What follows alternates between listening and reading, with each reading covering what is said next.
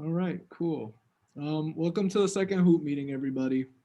Hope everything is cool, especially since the pandemic is still going on. That sucks a lot. So, the meeting today is just kind of be going over progress with Hoop. Nothing too serious, just general overview of all the plans and all the progress that we have been going and future ideas that we could perhaps integrate into the website. Um, oh my goodness, people. Anyways, um, one of the first things that we have been able to get going is the new GitHub, which I have right here. I'm going to open it up here on the repository. And this is what it looks like. It's just a basic file structure of the website. We have the attendance page, the development blog page. Here we have like an old podcast thing that we could build on in the future. And then just all the files for the homepage, et cetera, et cetera.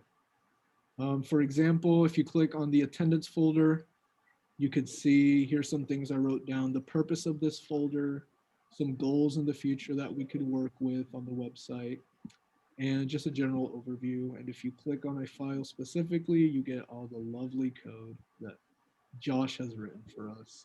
I think he wrote this, but yeah. Let's see. Yeah, I mean, this was just uploaded. There still needs to be a lot of work done. Yesterday during office hours, we were able to just kind of brainstorm getting this restructured so it's not just a huge line of folders and files and whatnot. And it could be a little bit more cohesive so that in the future, people can build on, like the actual website instead of just like confronting this big mess of folders and whatnot. So that's something that I'm excited to work on. And just a little overview again, the purpose of this Goop Hub, the purpose of this GitHub is so that we could all sort of together be able to see how the website is or whatnot, instead of like back then you would just come into the OWL lab, log into the computers, and then from there, since it's not possible this semester, you would be able to look at all the files and edit them and whatnot. Now you could just come in here, come to some random file and just press the edit button, which is over here, but I have the share screen here. So yeah, that's that. I'm gonna go ahead and move on to the new forecast submission system for Hoot, which right now it's just on my personal website in development. This is the landing screen. I'm pretty sure this was here last time. Right now we have the forecast discussion page going. This just lets you, what's different about this one compared to the one that's currently on the website is that now multiple people can edit the same discussion. So someone can do the synopsis, someone can do the short term, and another person can do the long term. And it just overall gives a little bit more clean a view and has a lot more room for expansion in the future, where we could do, for example, flooding forecasts, severe weather forecasts, point forecasts, etc. The second part that's currently mostly in development is the polygon forecast system. This allows users to draw a forecast. For example, I'll draw one here. Here's, let's say, a random polygon. You click it, you could do, let's say, an elevated fire threat around this region. And then here you're able to send the forecast to Python, and Python will parse it and whatnot. This still is clearly still needs a lot to be done. In the future we can have it to where model images are overlaid over here, and you can have a slider going, and then that way you can sort of see directly. Ooh, and my battery is about to die. That's not good. Anyways, yeah, that's that. And then, yeah, I mean, right now it lets you do fire forecasts, severe weather forecasts. And in the future, we still need to figure out how to actually integrate this into OWL shifts if we want to do something separate with it, etc. And then there's a question in the chat asking if we plan to make these something that gets tweeted out on Twitter. Ooh, I think so. I mean, if it's included in shifts, then perhaps yes. Of course, under the guise that these are just OWL forecasts, Yeah, we might want to add a banner somewhere that says not official SPC forecast or something. Something like OWL forecast, Plus, it's not going to look like the SPC. We're going to have it look completely different. So, And then finally, there's this option here for a point forecast, but there's nothing here. It's just kind of what you would expect to see from the Polygon forecast system. And this doesn't exist yet. So that's something that we could create. My idea right now is that you are able to, this will show cities. And for example, if you want to forecast for Gaiman, you will click a button here that has Gaiman, and sort of like how you click on a polygon and it gives you options to edit the polygon, you will be able to, for example, enter in temperature, low temperature, wind speed, precipitation chances, etc. That way you're not like now trying to figure out where is, for example, like when we do shifts now, you have to figure out, where is Gaiman, especially for people that aren't from here. And I think it'll make it a lot easier for people in the future. Plus, it'll just be a nice, much more cohesive thing for us to use. And let me get my notes back up. Yeah, so that's the forecast submission system. And then in general on the website, we still have some things that are a little bit more general to work on. For example, the attendance page, I'm gonna get that pulled up, is very basic. Doesn't even look good, honestly. Me and Josh built this last semester, like right before COVID started, and then that was that. So we still need a lot, I know Preston in our last office hours a while back mentioned that instead of having a page, we can have some sort of pop-up window instead. That way you don't have to go all the way to a new page and press the button, etc. Just make it a little bit more easy. Similar to how there's a login pop-up, just for attendance as well. And then some database stuff can be worked on with that as well. Oops, the lights just turned off. So whatever. Okay. And then the hoop page, hopefully it's not pink. Okay, it's not pink. We need to still, kind of figure out what we're going to do with this. If maybe this is where we can put on the images that we create with the forecast submission system, or we could just keep this as Josh intended last semester as a sort of like test bed for new ideas, or just a place for members to try out coding and whatnot without breaking the website. Let's see. Oh yeah, and then of course the branches pages do not have anything on them. It's just like, I'm pretty sure this has not been updated since August. So these need to be updated. No, it's not been updated, but we also haven't received any updates from those people, so we need to harass them again. I'll harass them again. Turn on the light because this is kind of annoying. Yeah, go turn on the light, Victor.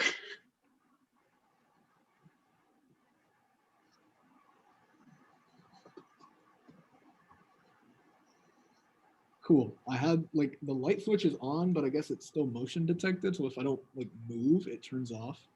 So I'm just gonna have to like move around, I guess. Anyways, okay. So that's basically it for the meeting in terms of like what we still have to do. I know like right now I haven't talked to Sean or anything about getting the wharf model going. I know some people are interested in that, but honestly, I don't know like where to even start with that. I feel like, especially now with COVID, I feel like that should just kind of wait until COVID is over, especially since we already have a full plate. Let's see.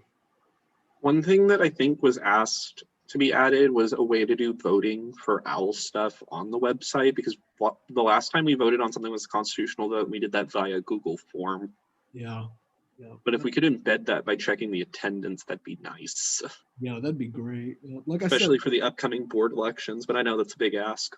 Yeah, I mean, this is the attendance page. As you can tell, there's a lot that needs to be worked on here. So yep, that just adds to something we could work on. So let's see. Do you guys have any questions? Anything you would like to work on, etc., that I could perhaps add here, like to the meeting, I guess. Cool. Is there anything in the chat that I do not have? Okay. All right. Also want to mention here the OWL survey, which Jenna has been pushing. I'm going to also go ahead and just push it here. Just make sure to get that going. It's going to be for like the future of OWL and whatnot, just to see what ends up.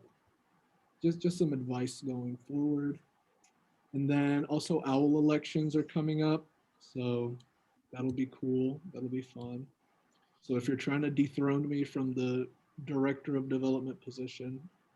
I don't think those are voted on, but like No, that's an appointed position. just like pull up to whoever is president next year, and like I guess if I'm doing You need to email Sean at his email address by the 28th. tell Sean that I'm terrible and take my position. So all right. I'll just tell him about how Robbie stole your code, or you stole Robbie's code. Oh my gosh.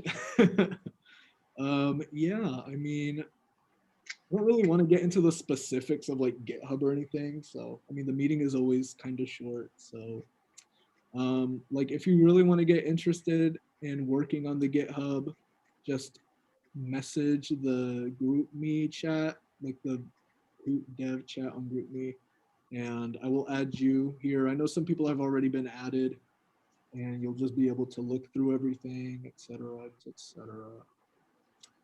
Yeah, we don't even have a README going for this yet. That needs to be made soon. So, yep, that's all I have for this meeting today. Let me make sure I don't forget anything. Of course, I am going to. Any questions from anybody?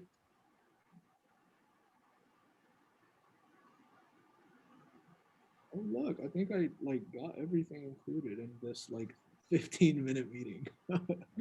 All right, well, I'm gonna go ahead and there's something in the chat. What program languages would you say are most useful to learn for Hoot from Ethan? Well, if you scroll down, there's that language tab, Victor. Just scroll down just a little bit. PHP, CS. PHP is probably the best. Yes, PHP, HTML, and JavaScript. I know it says JavaScript is only a little bit of it, but JavaScript is like basically the entire forecast submission system. It's basically what you will like kind of do moving forward. PHP is just kind of the names of all the files, so it says. But yeah, try learning or getting going on PHP, HTML, and JavaScript. If you want, I have a link for like a basic PHP learning thing. PHP can be a little tricky. It's a little weird, but it's definitely learnable. Yeah, exactly. I mean, for me, I went into Hoot back in 2019. In January, I knew absolutely zero web like code or whatever. PHP was new to me, HTML was new to me, JavaScript was new to me. And by March, I was able to help Josh get the new attendance page going. So if you really get interested in it, it shouldn't be too hard to learn. And now that, there's Hoot, you can literally just go into the chat and I will be more than happy to help you. Yes, PHP code is very complicated. I know. As someone who also just stared down a PHP, like, yeah, it's complicated. But truly, if you read into it, it's really a byproduct of just a lot of ink on the page looks scary. Yeah, exactly. I mean, when I first looked at HTML, it also looked really scary, but honestly, it is not. Let me see if I can pull up a PHP. HTML. All of this is HTML, truly, but it's just under a PHP name. Like, for example, this is PHP. I mean, this is HTML here. And it looks long, looks scary, but it really is not. Just, it takes some practice as it does anything else. And like I said, now that Hoot's here, now that the Hoot group chats are made and all that, and with the GitHub, I think there's a little bit more of a resource and a place that you could just come to ask questions. And with office hours as well, I'll just be literally sitting there coding, and you can come in and ask questions, etc.